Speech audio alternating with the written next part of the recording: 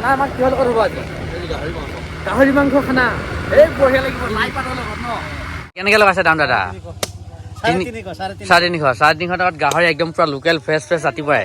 চব মানে গাহৰি মাংস ল'বলৈ অহা মানুহ তাতে ধামাকা পাৰ্টি হ'ব নে আজি? ধামাকা হ'ব।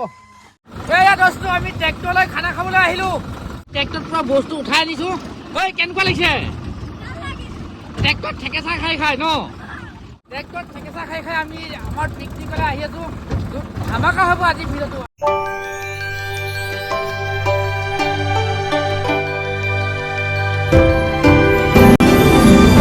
ট্ৰেক্টৰ আহি ফচি গ'ল। তই দেখিছেনে কেনেকৈ ফচি গ'ল? সেয়া খানা খাই কেনেকুৱা লাগিলে? লাইফত খাব পাৰিলি নাই? লাইফতো খাব নোৱাৰিলি। গুড মৰ্ণিং দোস্ত। আজি পুৱাই ভিডিঅ'টো আৰম্ভ কৰি দিলোঁ। মানে আজি গম পাইছে আজি হৈছে 1 জানুৱাৰী। আৰু এই 1 জানুৱাৰী বুলি ক'লে মানে আমাৰ মানে গাটো কিবা লাগে যে নতুনকৈ পাৰ্টি কৰিম মানে ন, হয় নে দাদা? আৰু এই পাৰ্টি কৰা মানে আমেজটো আমাৰ মানে ফূৰ্তি পোৱালিবিলাকৰ মানে তেহেঁতৰ জানুৱাৰী খাব। আৰু আমি এই জানুৱাৰী খাবৰ কাৰণে যিখিনি লাগে মানে ধৰক মাংস লাগে। আৰু এই মাংস কিনিবলৈ আমি বৰ্তমান আহি আছোঁ। অলপ আঁতৰলৈ যাম, আমি এইফালে যাম। আৰু আজি কিহৰ খানা মানে খানা আমাৰ কিহৰ লগত হ'ব আজি? গাহৰি মাংস খানা। এই বঢ়িয়া লাগিব লাই পাতৰ লগত ন। আৰু মানে ইমানেই কুঁৱলী পৰিছে নহয়, মানে চাওক না আপোনালোকে একো দেখি নাপায় যিমান কুঁৱলী দিছে চব কুঁৱলী। এই কুঁৱলী পৰিলে ভাল লাগে মানে নহয়, বিশেষকৈ ঠাণ্ডা লাগে। আৰু এনেকুৱা ঠাণ্ডা দিনতে দেখি গাহৰি মাংস পিকনিক খাই বঢ়িয়া লাগিব। বলক তেন্তে আজি আমাৰ এই ভিডিঅ'টো আৰম্ভ কৰোঁ। আহি পাই গ'লো দোস্ত। এতিয়া বৰ্তমান গাহৰি মাংস কাটি আছে, দেখা পাইছে। দামো বেছি নহয়। কেনেকৈ লগাইছে দাম দাদা? 350 টকাত গাহৰি একদম পুৰা লোকেল ফ্ৰেছ ৰাতিপুৱাই। আৰু চব মানে গাহৰি মাংস ল'বলৈ অহা মানুহ তাতে ধামাকা পাৰ্টি হ'ব নে আজি? ধামাকা হ'ব। এইটো চাওক কি বস্তু, সূতাটো কেনেকুৱাকৈ বনাইছে দেখা পাইছে। বেলেগ এটা ডিজাইনৰ সূতাটো বনাইছে, খৰখৰা সূতা। তোৰ বেগটো ঘৰ আহিলোঁ। এয়া দোস্ত আমি ট্ৰেক্টৰলৈ খানা খাবলৈ আহিলোঁ। এইকেইটা আছে ট্ৰেক্টৰত। আৰু এইফালে আহিছে ডাঙৰ চাৰ, তাৰপৰা এইফালে ঘণ্টা আৰু এজন আহিছে, আমি আহিছোঁ। আৰু কেইটামান মানুহ হ'ব বাৰু, ট্ৰেক্টৰত অহা নাই। আমি ট্ৰেক্টৰত পুৰা বস্তু উঠাই আনিছোঁ। ঐ কেনেকুৱা লাগিছে? ট্ৰেক্টৰত ঠেকেচা খাই ন? ট্ৰেক্টৰত ঠেকেচা খাই আমি আমাৰ পিকনিকলৈ আহি আছোঁ।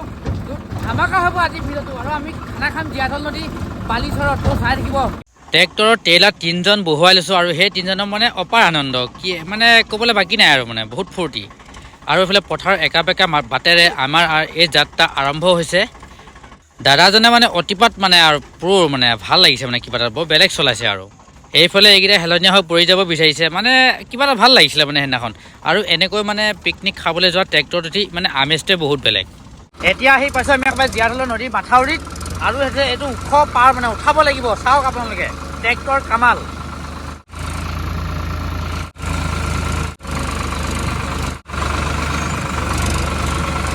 ট্ৰেক্টৰ আহি ফচি গ'ল। ট্ৰেক্টৰখন অথনিৰ পৰা আমি উঠাব পৰা নাই, নামি দিলোঁ আমি গোটেইখিনিয়ে। ট্ৰেক্টৰ দেখিছেনে কেনেকৈ ফচি গ'ল? সেয়া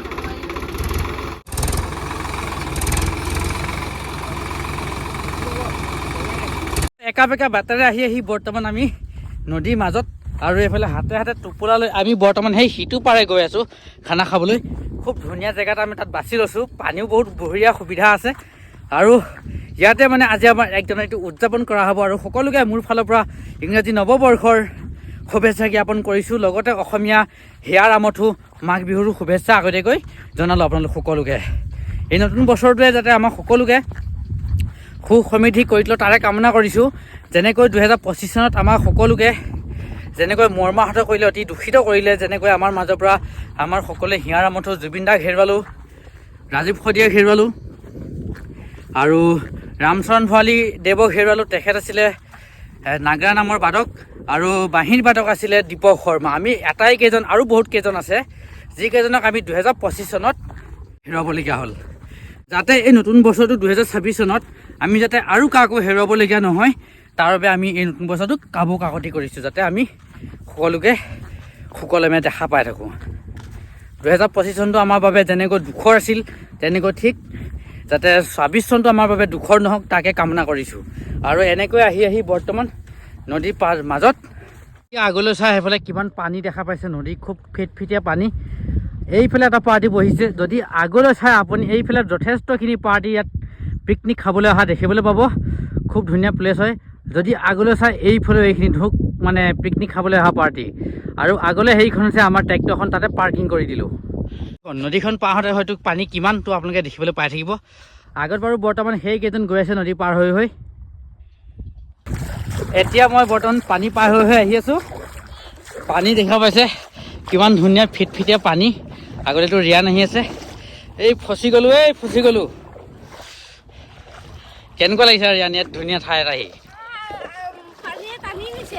ভাল লাগিছে নাই? লাগিছে মানুহ টানি নিছে। ৱাও। ইতিমধ্যে আমাৰ সকলোবিলাক কাম প্ৰায় সম্পূৰ্ণ হৈছে। আৰু এইফালে দেখিছে আমাৰ ডাঙৰ চাৰে পূৰা মাংস ভাজি আছে সেয়া। আৰু এইফালে মাংসৰ লগত খাবলৈ লাই পাত, আৰু এইফালে মাংস মানে জুইত খৰিকা দিয়া হৈছে, মজা লাগিব খাই। আৰু এইফালে নদীখন চাওক, মানুহ বহুত আহি আছে এইফালে খানা খাবলৈ। আগলৈ হোৱা দেখিছে যথেষ্ট মানুহ। প্ৰথম অৱস্থাতকৈ এতিয়া মানুহ মানে যথেষ্ট বেছি হ'ল, যিহেতু খানা খোৱা হয় ন, মানে মানুহ বহুত বেছি আহে। আৰু আহি পাই গ'লোঁ আমাৰ গাঁৱৰ পাৰ্টিটোত।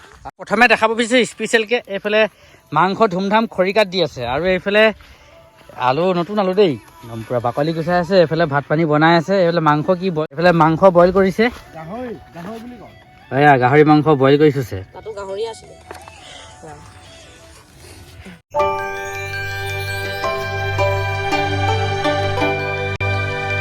এতিয়া আৰু ফাইনেলি খাব হৈ গ'ল। এইফালে দেখা পাইছে ৰুটি আৰু মাংস এইফালে খাই আছে ৰিয়ানে, এইফালে ধন্দাই বিলাই আছে। কেনেকুৱা লাগিছে ধন্দা? একদম ঠিক আছে, বঢ়িয়া ন? বঢ়িয়া মানে ৰুটিৰ লগত মাংস।